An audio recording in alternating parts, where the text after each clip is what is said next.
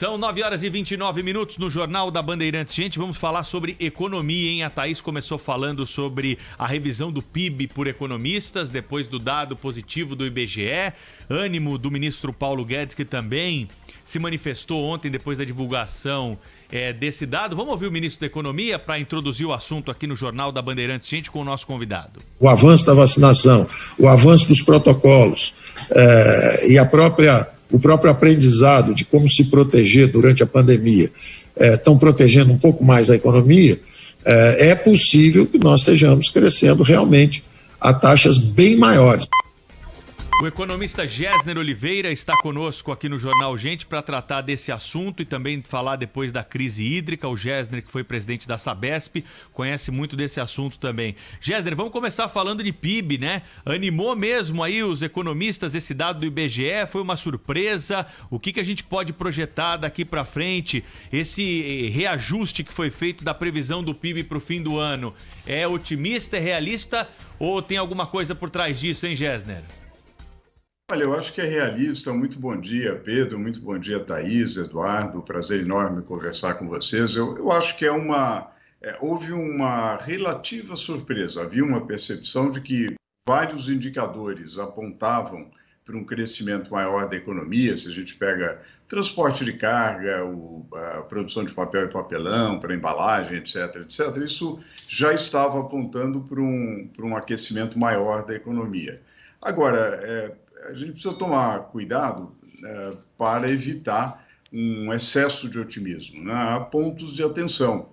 Você mencionou aí a crise hídrica, é um ponto de atenção, pode representar uma série de problemas, sobretudo de custo. Tem, naturalmente, a velocidade da vacinação é o outro fator também que é um ponto de atenção, e os indicadores inflacionários, né?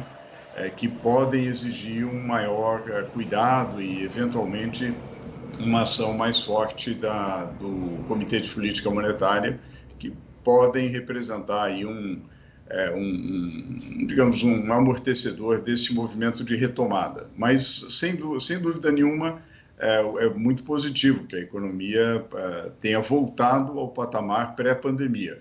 É pouco, mas certamente para quem viveu aquele tombo de 2020, uma recuperação que dá esperança.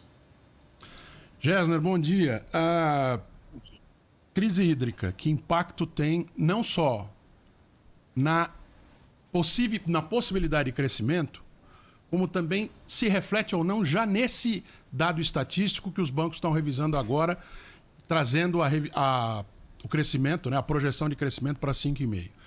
A gente teve na sexta-feira o anúncio de um alerta mais severo por parte do governo federal, e ontem a ANA, né, a Agência Nacional de Águas, não só confirmando, como falando já em escassez. Isso já se reflete nesses dados revistos ou ainda não? E como que isso pode refletir lá na frente?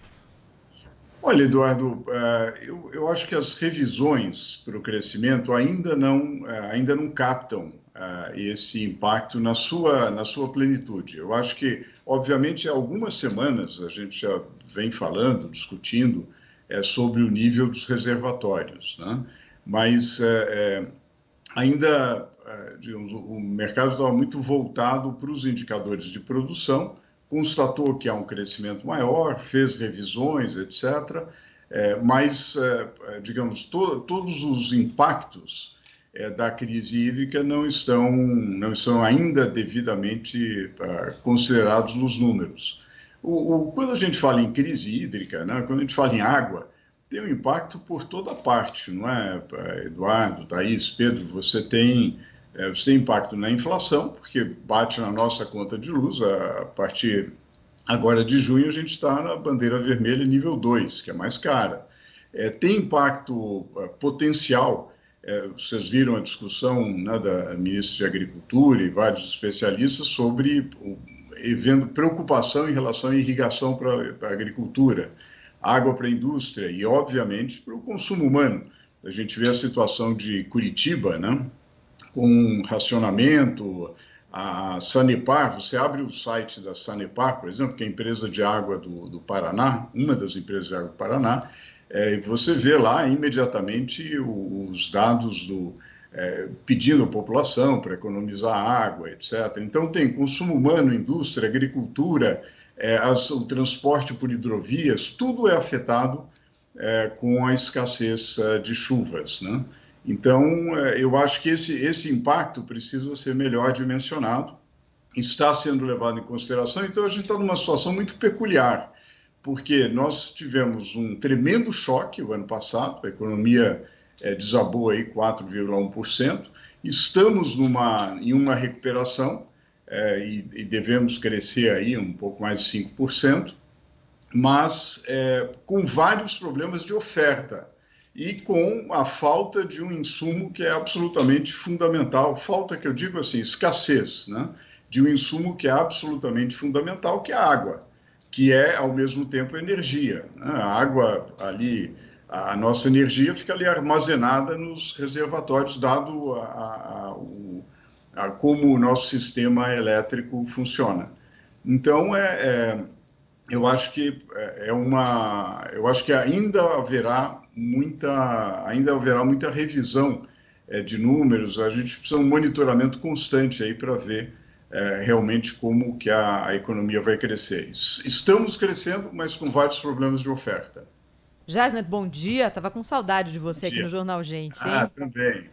Deixa eu te perguntar uma coisa. Existe alguma coisa que possa ser feita, Gésner? Porque falta de chuva, enfim, a gente fica ali na dependência de algo que não está no controle nem do ser humano, nem de governo, muito menos, né?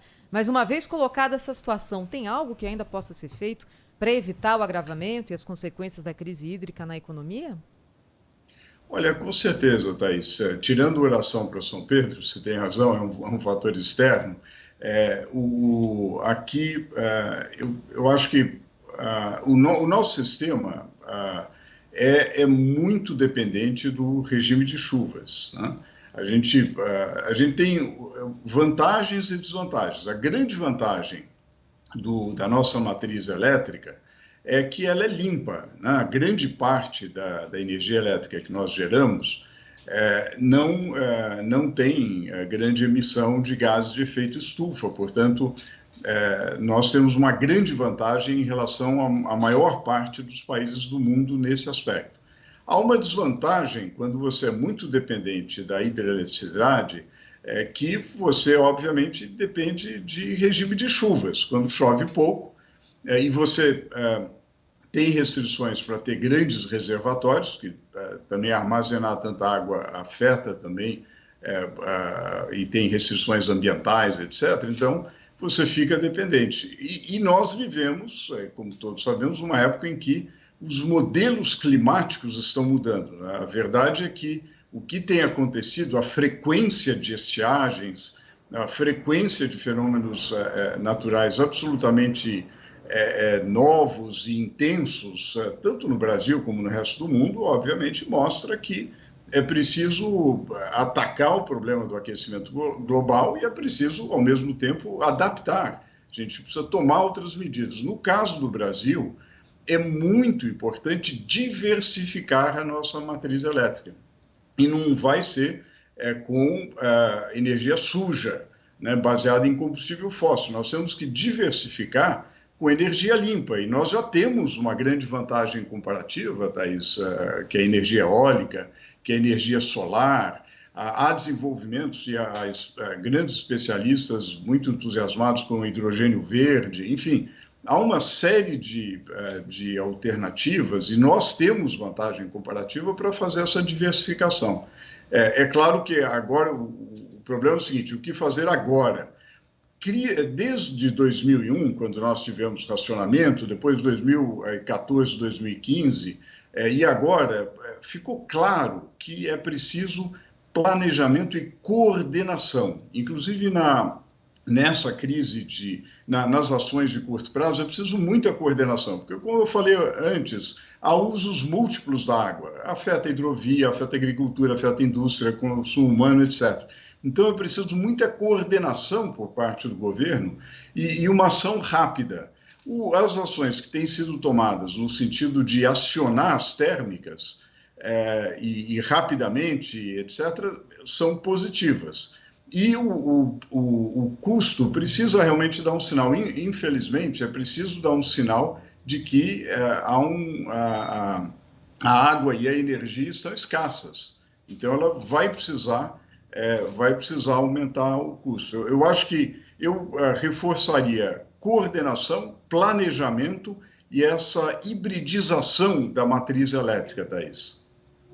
É isso aí. Gessner Oliveira, economista, falando conosco aqui na Rádio Bandeirantes, no Jornal Gente. Obrigada, Gessner. Venha sempre. Até a próxima. Muito obrigado. Grande prazer. Grande abraço. Eu abraço aos ouvintes da Rádio Bandeirantes. Rede Bandeirantes de Rádio.